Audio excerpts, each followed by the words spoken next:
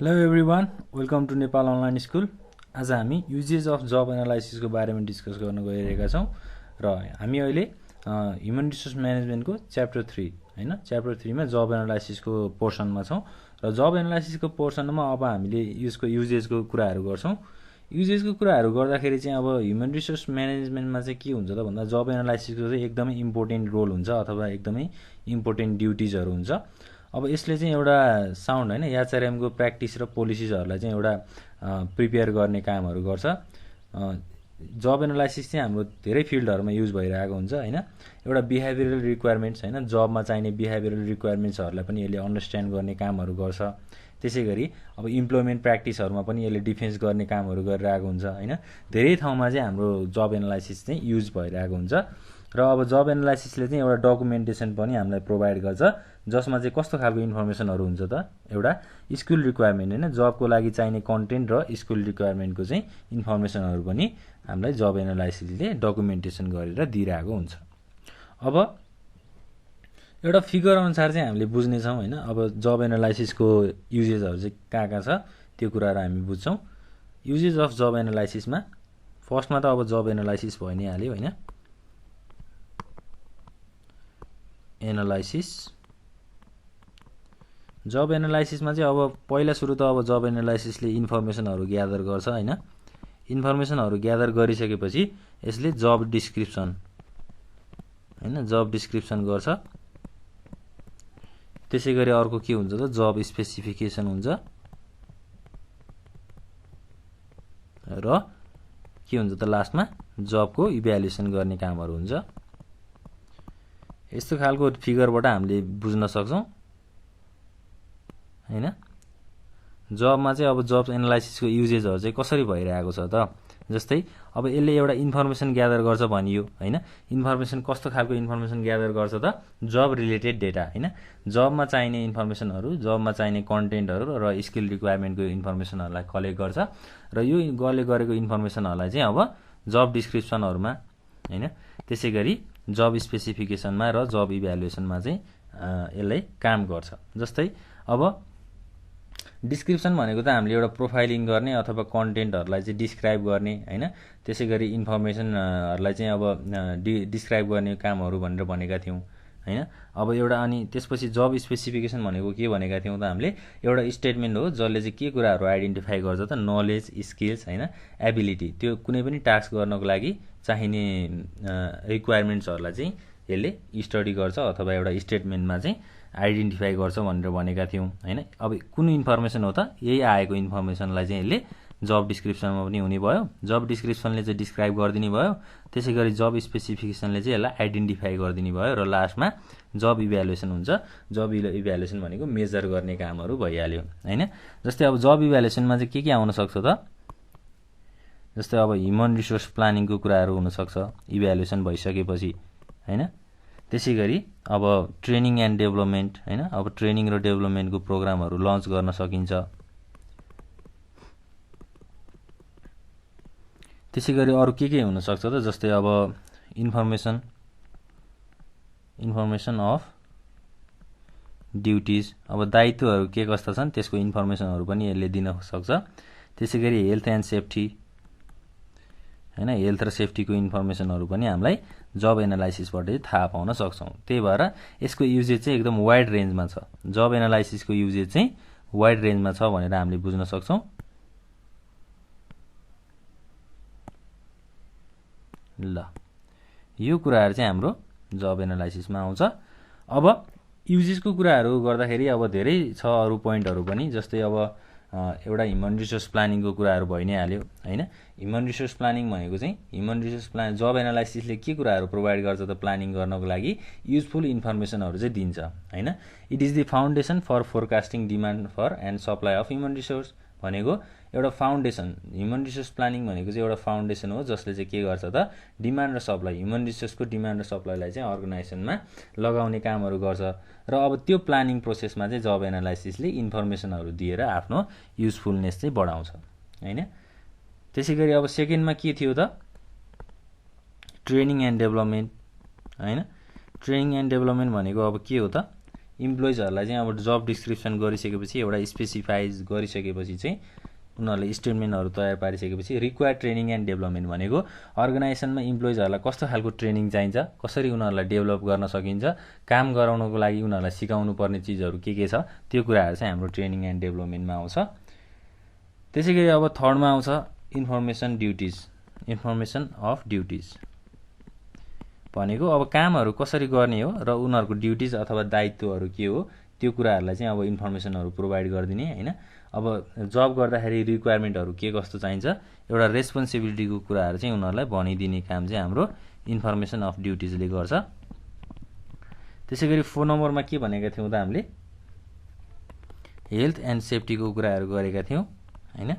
अब जब एनालाइसिसले चाहिँ हाम्रो के कुराहरूमा युज गर्छ त जब एनालाइसिस, अब अनसेफ इन्भाइरोमेन्टल हैन, जस्तै अब कहिलेकाहीँ त अब अर्गनाइजेसनहरूमा सधैँ एउटै खालको इन्भाइरोमेन्ट हुन्छ भन्ने छैन हैन, कहिलेकाहीँ डिस्ट्रक्सनहरू भइदिन सक्छ। त्यही भएर अब ह्युमन रिसोर्सहरूलाई चाहिँ हेल्थ र सेफ्टीको कुराहरू पनि जब एनालाइसिसले चाहिँ दिन्छ र यसको युजेजहरू चाहिँ वाइड रेन्जमा छ भनेर हामीले बुझ्न सक्छौँ। ल यो भयो जब एनालाइसिसको युजेजको बारेमा। अब हामी जब एनालाइसिसको प्रोसेसमा जान्छौँ। जब एनालाइसिस गर्ने प्रोसेसहरू चाहिँ के कस्ता छन् त?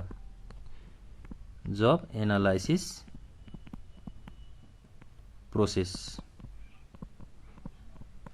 हैन।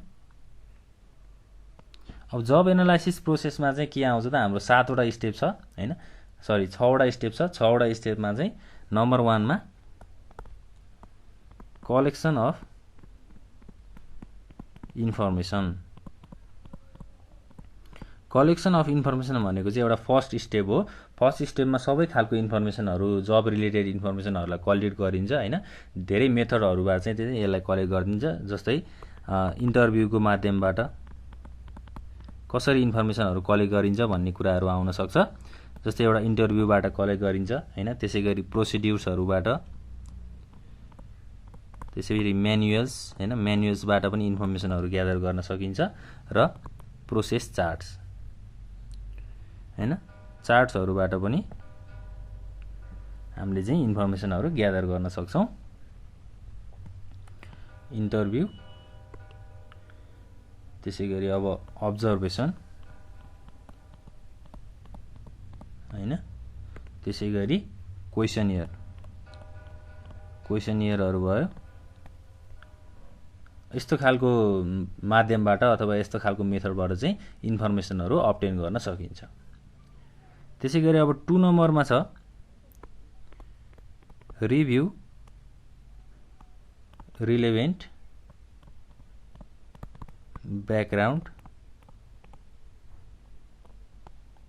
इन्फर्मेसन भनेको अब इन्फर्मेसनहरू कलेक्ट भइसकेपछि त्यो ब्याकग्राउन्ड इन्फर्मेसनको रिभ्यू गर्ने हैन, कस्तो खालको इन्फर्मेसनहरू आयो त्यो कुराहरूलाई रिभ्यू गर्ने भनेको यो एउटा सेकेन्ड स्टेप भयो हैन।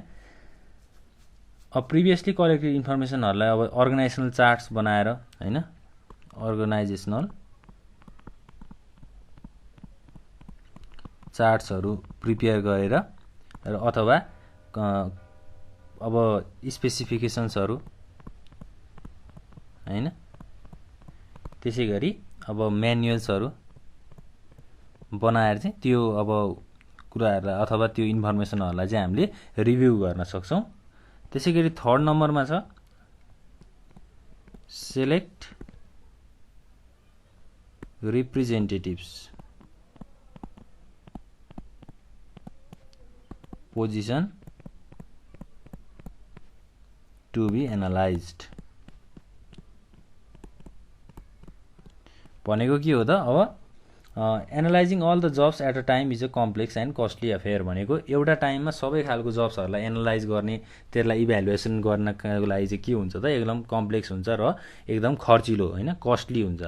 भनेपछि अब रिप्रेजेन्टेटिभ भनेको चाहिँ अब के हो त? Only a representative sample of jobs is selected for the purpose of detail analysis भनेको कुनै पनि एउटा जब्सलाई स्याम्पल लिएर अथवा इक्जाम्पल लिएर चाहिँ हामीले के गर्न सक्छौँ त त्यसलाई एनालाइज गर्न सक्छौँ, डिटेलली एनालाइज गर्न सक्छौँ।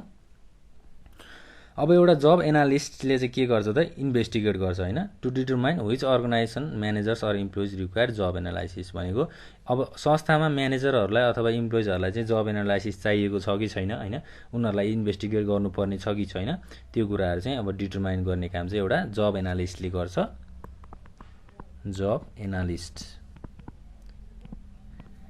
त्यो कुराहरू भयो अब त्यसैगरी 4 नम्बरमा जाँदाखेरि चाहिँ के भन्न सकिन्छ त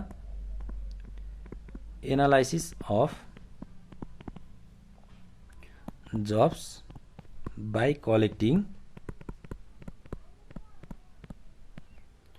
डेटा भनेको डेटाहरू कलेक्ट गरेर पनि जब्सलाई चाहिँ एनालाइसिस गर्न सकिन्छ हैन यो स्टेपमा चाहिँ जब एनालिसिसले के गर्छ त डेटा र इन्फर्मेसनहरुलाई अब्टेन गरिसकेपछि जबको सेलेक्सन गर्छ हैन information is collected on the job activities required employees behaviour हैन त्यसैगरी working conditions human traits and qualities abilities of performing the job हैन जब गर्नको लागि उसँग एबिलिटी छ कि छैन त्यसैगरी वर्किङ कन्डिसन्सहरु के कस्ता छन् जबको एक्टिभिटिजहरु के कस्तो छ यस्तो माध्यमबाट पनि के गर्न सकिन्छ त जबको एनालाइसिसहरु चाहिँ गर्न सकिन्छ अब डेटाहरु कसरी कलेक्ट गरिन्छ त जस्तै हामीले माथि पनि कुरा गरेका थियौं एउटा चाहिँ क्वेशनियरबाट कलेक्ट गर्न सकिन्छ अर्को चाहिँ इन्टरभ्युको माध्यमबाट इन्फर्मेसनहरु चाहिँ कलेक्ट गर्न सकिन्छ त्यसैगरी अब 5 नम्बरमा हामीले हेर्न सक्छौं 5 नम्बरमा के भनेको छ त भन्दा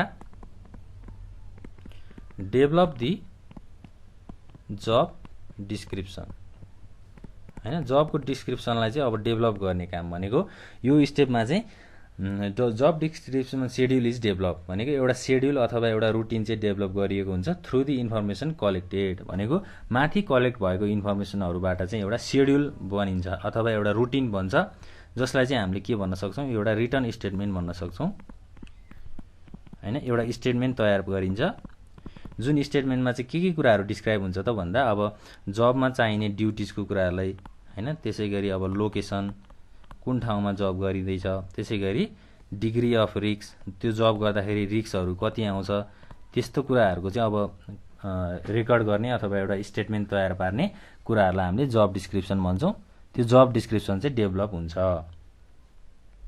त्यसैगरी लास्ट स्टेपमा चाहिँ के छ त डेभलप जब स्पेसिफिकेसन भनेको जबलाई चाहिँ अब स्पेसिफाई गर्ने काम भनेको लास्ट स्टेपमा जब एनालाइसिसले चाहिँ डिटेल स्पेसिफिकेसन गर्छ एउटा स्पेसिमेन तयार पारेर अथवा एउटा स्टेटमेन्ट तयार पारेर के कुराहरु प्रिपेयर गर्छ त जब स्पेसिफिकेसनले मिनिमम रिक्वायरमेन्ट अफ इच जब भनेको कुनै पनि जब गर्नको लागि मिनिमम रिक्वायरमेन्टहरु के हुन सक्छ त्यो कुराहरु चाहिँ यसले एउटा स्टेटमेन्टमा चाहिँ लेख्छ अथवा तयार पार्छ जस्तै अब पर्सनल क्वालिटिज जब गर्नको लागि पर्सनल क्वालिटिजहरु चाहियो त्यो कुराहरुलाई रेकर्ड गर्छ त्यसैगरी ट्रेड्स भनेको उसको शैलीहरु के कस्तो छ हैन त्यसैगरी स्किल्स भनेको उसँग नलेजहरु अथवा सिपहरु के कस्ता छन् त्यसैगरी अब काम गर्ने नलेज हैन ज्ञानहरु के कति छ त्यो कुराहरु भयो यस्तो खालको कुराहरुलाई चाहिँ एउटा स्पेसिफिकेसन गर्न सकिन्छ हैन डेभलप जब स्पेसिफिकेसन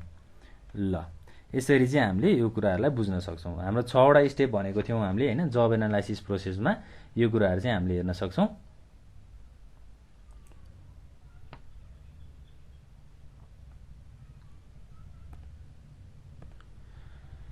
अब लगभग यति नै हो हामीले आज डिस्कस गर्ने टपिक अथवा हाम्रो आजको टपिकको बारेमा चाहिँ हामीले यति नै कुराहरु गर्छौं अब हामीले फर्स्टमा के कुरा गर्यौं त युजेस अफ हाम्रो जब एनालाइसिस हैन जब एनालाइसिस चाहिँ के फिल्डमा युज हुन्छ त भनेर भन्दाखेरि जब एनालाइसिसले एउटा इन्फर्मेसन ग्यादर गर्ने काम गर्छ जुन चाहिँ हाम्रो जब डिस्क्रिप्सनमा पनि युज हुन्छ जब स्पेसिफिकेसनमा पनि युज हुन्छ र जब इभ्यालुएसन गर्ने प्रोसेसमा पनि युज हुन्छ जब इभ्यालुएसनमा हामीले अब ह्युमन रिसोर्स प्लानिङको कुराहरु गर्यौं त्यसैगरी ट्रेनिङ एन्ड डेभलपमेन्टको कुराहरु गर्यौं हैन ती 4 वटा कुराहरु गरेका थियौं र अब जब एनालाइसिस गर्ने प्रोसेसहरु के कस्ता छन् हाम्रो 6 वटा स्टेप थियो त्यो कुराहरु पनि हामीले हेरेका छौं र यो कुराहरुलाई चाहिँ अब राम्रोसँग एकचोटी हेर्नु होला र आफूले बुझ्नु होला कुनै पनि कन्फ्युजन भए चाहिँ हामीलाई कमेन्ट बक्समा कमेन्ट गरिदिनु होला थ्यांक यू